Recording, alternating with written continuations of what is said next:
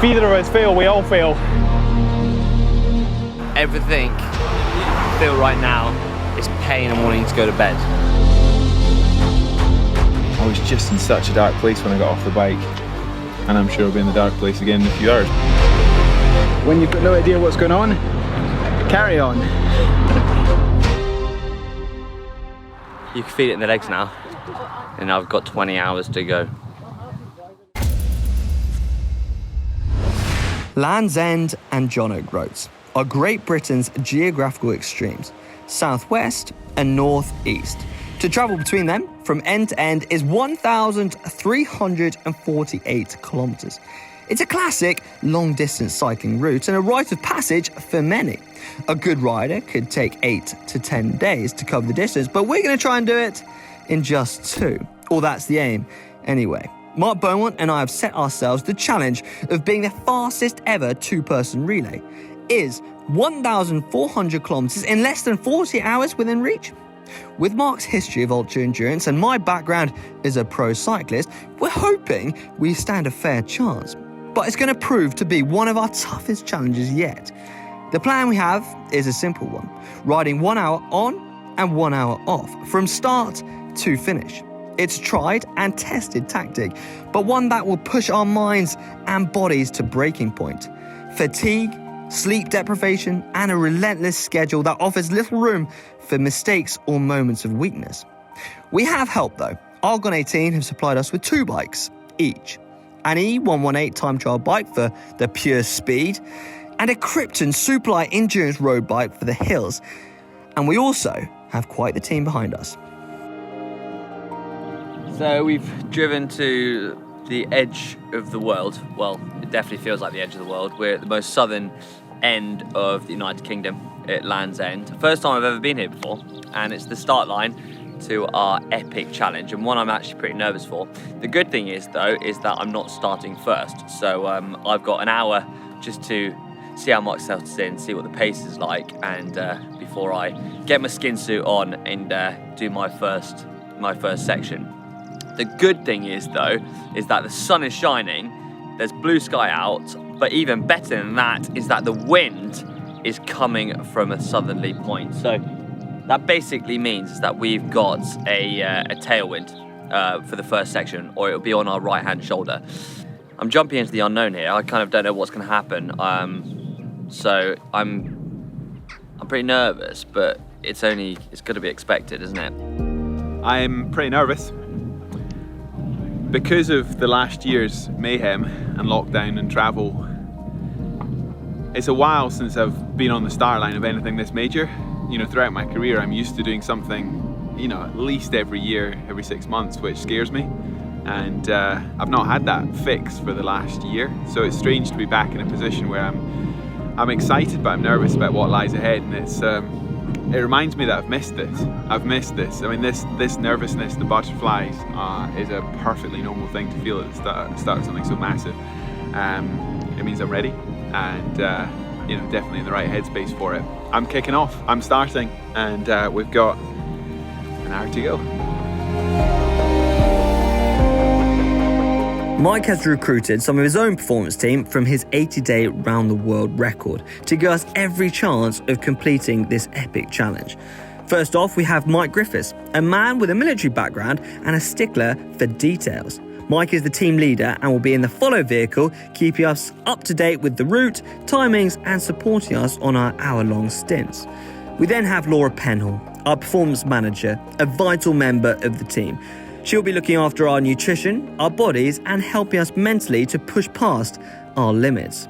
She'll be in the second support vehicle that will travel in the hours we are off the bike and jump ahead, ready for our next stint. Now, every challenge that I take on needs a mechanic, and Alex Glasgow is the perfect man for that job. He'll be sorting out any issues we have on the road. We then have Ian, our second support team driver, Bridgie the chef, and Dave, our paramedic, that hopefully we won't need. Fingers crossed. 10, 9, 8, 7, 6, 5, 4, 3, 2, 1. Let's do this.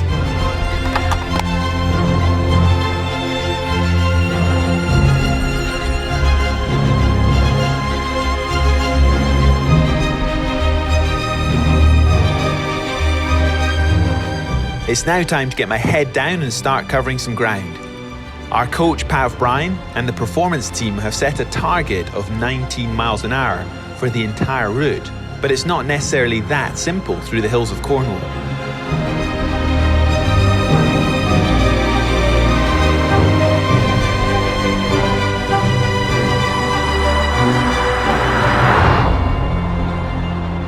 "33 kilometres had been covered, and the time had come for my first stint. There is no looking back now, so here goes." 33 kilometres for the first hour, so I was hoping anything north of 32 would be good. It's pretty hilly, a few towns to get through, but average 239 watts, so I was trying to set on 240. So yeah, I mean obviously I'm fresh, but bang on the numbers for first hour.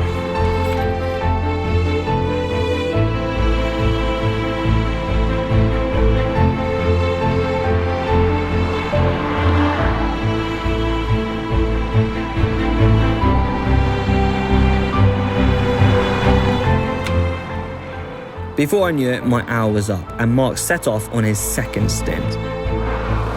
It's so much fun because it's on such fast roads and we got a tailwind, so I'm finding myself sitting like 70 k an hour. Like, what the?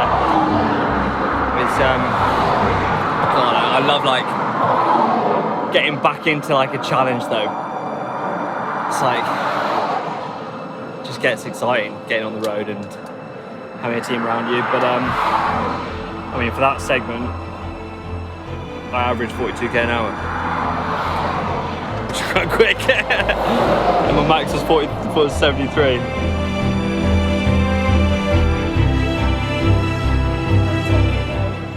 I was just saying, it's crazy how long it feels when you're on the bike, and then when you stop and you get in the car, it just literally gets like that. Before you know it, you're thinking about getting on the bike again.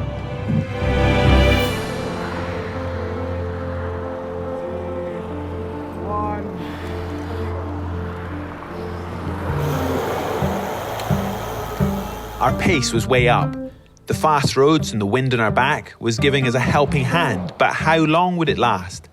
We all know Hank loves speed, and sometimes he can get carried away, sitting at a tempo that isn't sustainable when we were looking at a 48-hour effort. The team was getting slightly worried Hank was going to burn out. You alright? Yeah, I was alongside him chatting with him.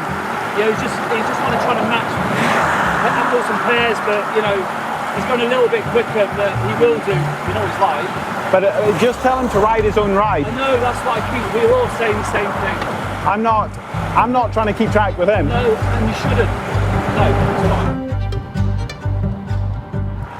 not. So it's coming up to 4 o'clock, and we left Land's End bang on midday, and we're already in Devon. So these big rollers, they're fine at the moment because legs are fresh, but I'm just trying not to burn too many matches because it'll be tomorrow, this time tomorrow, and you know, heading for 48 hours that'll really hurt.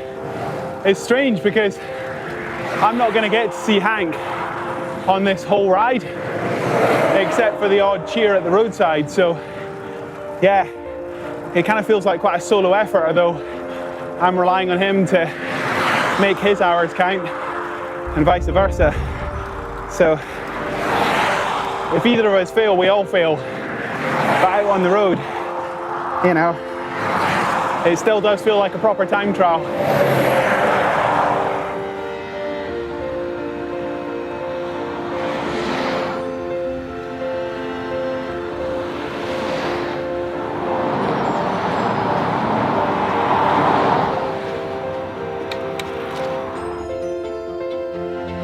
Do you know what? You can feel it in the legs now. Especially on them climbs. You're like, and I've got 20 hours to go.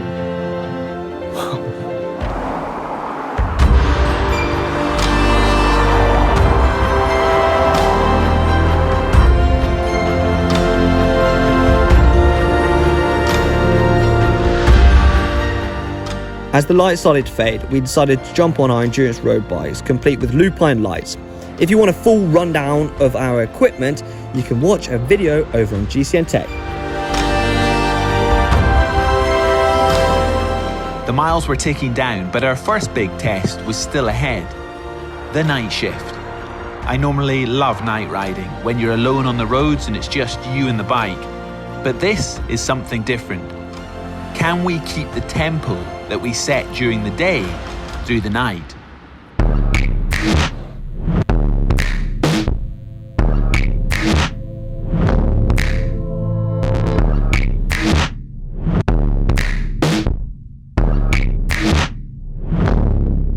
Yeah, came through Worcester there, and a bit of stop-start again, but yeah, feeling okay. That's 12 hours in, so to stay on schedule, that would be us quarter of the way through, but I think in terms of distance, we're over quarter of the way, so long way to go, but I've no idea how Hank's doing. It's so weird just doing these handovers, and he looks strong, but I'm gonna try and get some sleep now.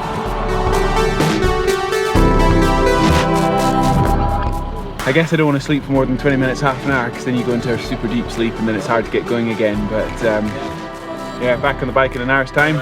Sleep, food, repeat.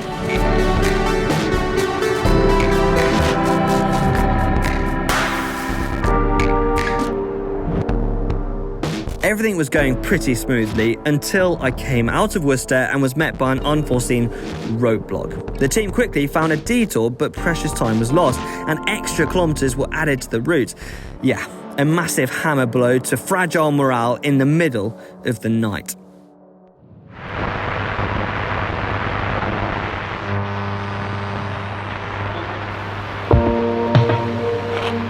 Gosh, tell you what though, I hate waking up. But like when I'm out, I just like suddenly feel good again. So it takes me like half an hour to get into it. We're on a roll.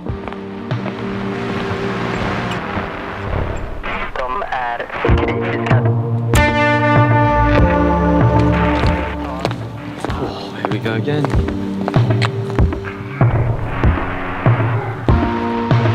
What's that, Mark? Yeah, it was a good shift. 2 o'clock in the morning, and man, it hurts. It's the neck. But made it through Stafford, and we're piling up England. Yeah, this is the graveyard shift, and this is only night 1. So I'm trying not to think too far ahead, because yeah, clearly we need to do this all again tomorrow night.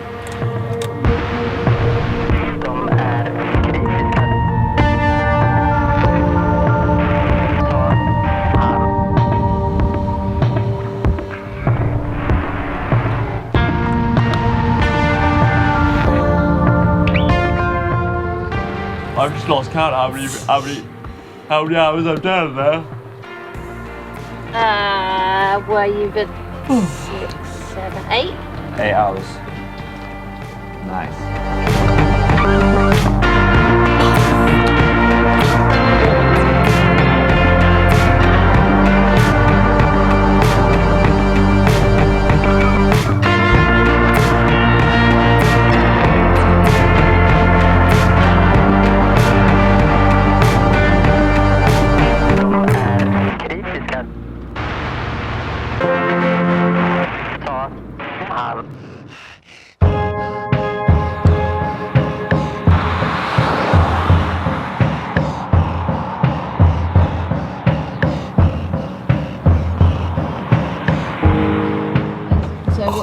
So we've been going And they will, he wants to nearly 24 hours. So they'll pass them away. So I've done what, 10 or 11 hours on the bike at 40k an hour. No, and I said then we And we've done the hard bit, we're just getting through that first night, and now we're just cracking on. But it's weird to think we're like and then the other thing I solid way up the country now. It's pretty crazy. Heading for 24 hours in, and I don't care how conditioned you are, the backside does start to hurt. I changed from my skin suit into bib shorts in the middle of the night just for some fresh kit, and away from prying eyes and cameras, I'm going to get some more Chamois Butt'r on.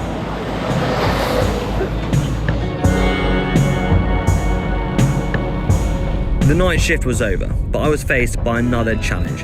Some of the biggest climbs on the route lie ahead, and in my 11th hour, it featured the Shap climb. It's a climb that averages 3% with a max gradient of 8%, but it's not the steepness that stings the legs, it's the length. At 14 kilometers long, winding its way out of Kendal with an altitude of 420 meters, it's a tough one. This is definitely where the lightweight road bike comes into its own. Might be quite a fast transition, this one. Just waiting for Hank to come over the hill, and the wind is picking up beautifully.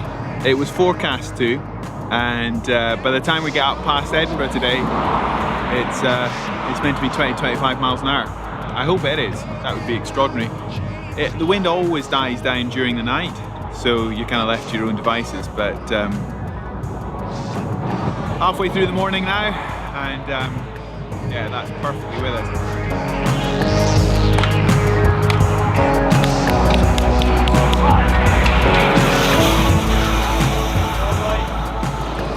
Yeah, that was a big one, to be fair. Sorry, James. Average went down to 27.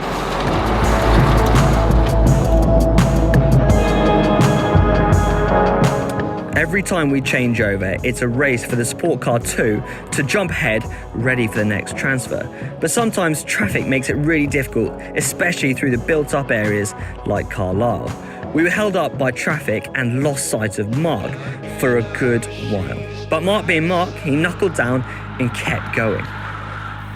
I didn't know what was going on there. I was just, my radio was down, so I couldn't speak to the follow vehicle, and there was no Hank. But got 51 kilometers in there, so that was a big stint. Got through Carlisle, and yeah, when you've got no idea what's going on, carry on. With Carlisle behind us and 774 kilometers ridden, we were over half distance and on schedule. But I was starting to feel the bite. The lack of sleep, lack of recovery, and lack of energy was really starting to show.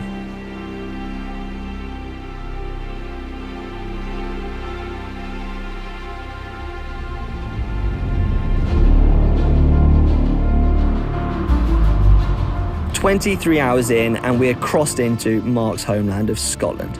A milestone undoubtedly, but we still had 563 kilometres of brutal terrain to go. Whilst it was 25 degrees in Cornwall, in true Scottish fashion, I was welcomed home with gusty winds and rain. Right. I was so excited when I got to Scotland for obvious reasons. And it started raining. So unlike it. It's good, huh?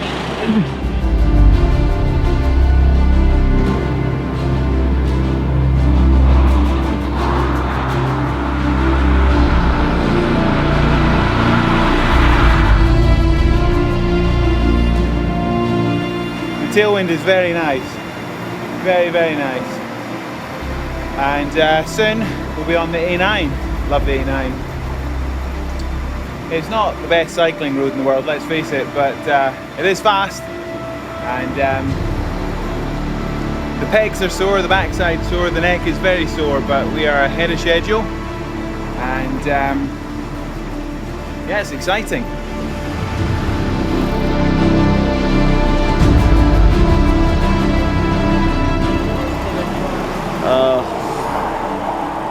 Just been going non-stop since 12 yesterday. Basically, everything I feel right now is pain and wanting to go to bed. But I know that's not going to happen for another 200 miles. Fantastic.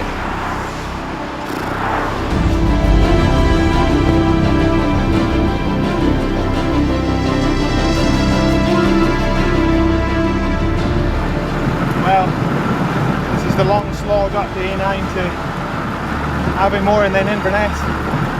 It's a necessary evil, I'm afraid. It's not a delightful cycling road, it's a big dual carriageway for most of it. But going into the evening, hopefully it'll quieten down. I've driven this road hundreds of times, but it's not until you cycle it you realise it's actually quite hilly.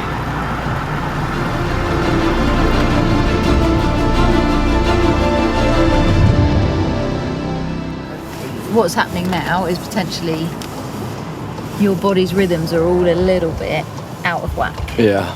And you can tell because you go into like goose pimples and you're getting really cold when actually your skin's quite warm and all of that sort of stuff. So basically my body's going into overdrive. Your body's just not quite sure what the hell's going on. It hasn't slept. You keep asking it to do exercise. So it's going up and down. The key thing is just keeping consistency with some fueling even when you don't want to. Okay.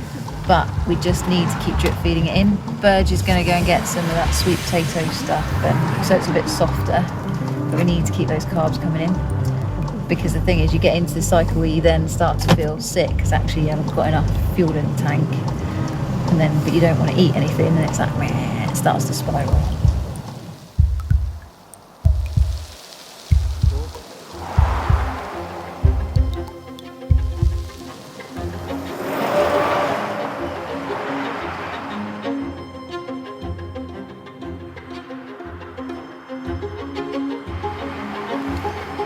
It's always apprehensive getting, waiting for Mark to come around the corner, and then it's my turn to just put in a shift.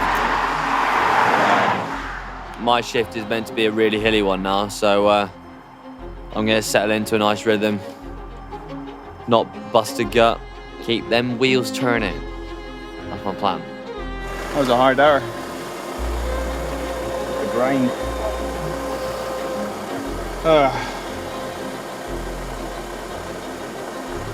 Yeah, that kind of surprised me. Slowest hour since the start.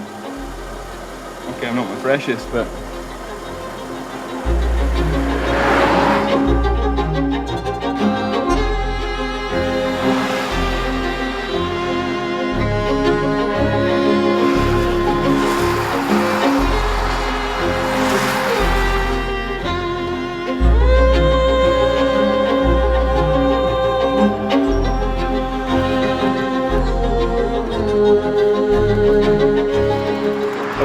some horrible patch, and I didn't want to tell anyone because I didn't want to be. Just now on the bike? No, like I went through a horrible bit where I was just puking and I was getting like a fever because like Laura was saying, like your body's just not used to like working out every freaking hour.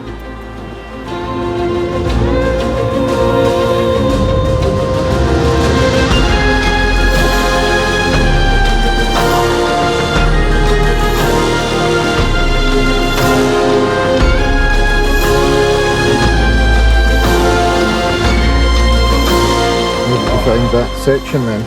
that's just amazing the difference an hour can make. Anyone who's ridden ultra endurance before will know what that is like. You can just be in the pits, and the only thing that's certain is change. If you're feeling great, you'll feel terrible. If you're feeling terrible, the assumption, if you're a complete novice at this game, is that if you start to feel bad, the only way is to get worse. But actually, the amazing thing about endurance is your body's just got an amazing way of bouncing back. I mean, it's fueling, it's hydration, it's mindset, small changes, cheeky teammates. But it's amazing. Like, I was just in such a dark place when I got off the bike, and I'm sure I'll be in the dark place again in a few hours, but I mean, right now, it's all good.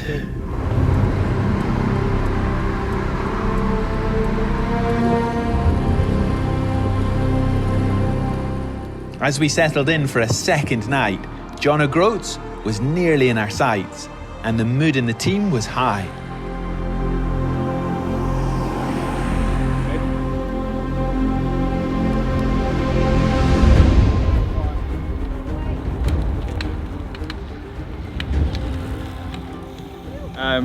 I reckon it's less than 100 miles to go, so I reckon it's 5 shifts. 5 shifts from here. So I've just done one from Inverness. So basically, yeah, I reckon I've got 2 more. Hank's got 3. If it works out, then Hank will have the final shift, which is fair because I got the first one. Just nuts. I thought best case scenario would be riding in there tomorrow lunchtime. It's 11:15 at night. We're going to be there in the middle of the night.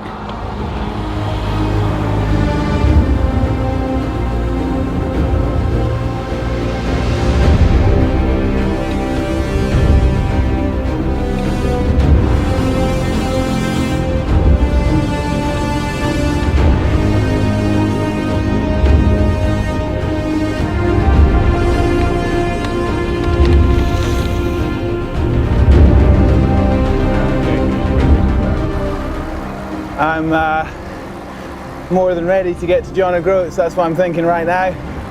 It's just gone midnight, and according to the plan, we still have 12 hours riding to go. But I don't know how, with our lack of experience doing time trial efforts like this, but we've just had the perfect conditions, but quite a sting in the tail this last section. It's quite lumpy, and yeah, I'm sure I'll look back very fondly, but right now I want to get off my bike. Well, just past the sign for 50 miles to go. Cannot believe it. We left Land's End at midday yesterday. Absolutely nuts. 2 more hours of pedaling, so it's all looking good. I reckon we're going to do Land's End to John O'Groats with just 2 people in under 43 hours, which is quite something.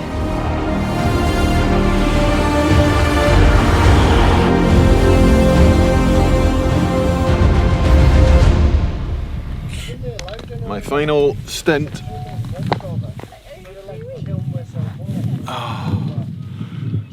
Oh, this is my least favourite part. It's freezing. I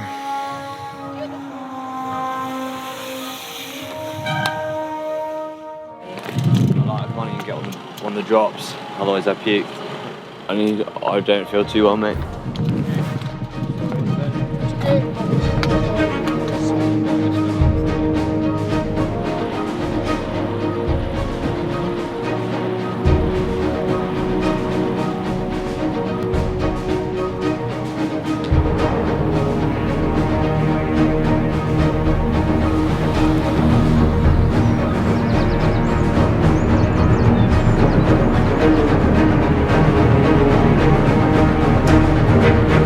It has to be said, I was really starting to feel it. The position on the bike was making it almost impossible to digest food, leaving me depleted and with really painful acid reflux. The team were getting really worried, but the finish line was getting closer. Can't say I'm in the best shape to actually enjoy it, but it's been a hell of a long journey. And to think we've done it in potentially under 40 hours, it's quite something.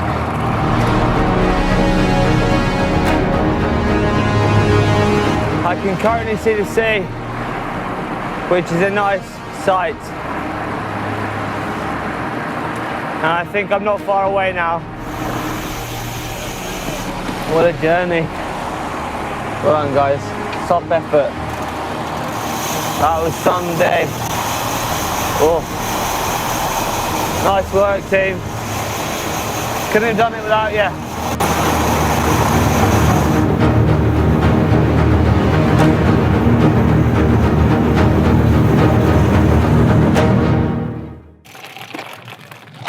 Oh. What a ride. Hey, buddy. Oh, give me a hug, dude. Oh, what a ride. Well done. Proud of you, mate. Top effort, buddy. Proud of you. Hang on, time check. 3:46. Oh. You alright? Yeah. Got some bad acid reflux for me going on. You're the man. Oh, what a ride.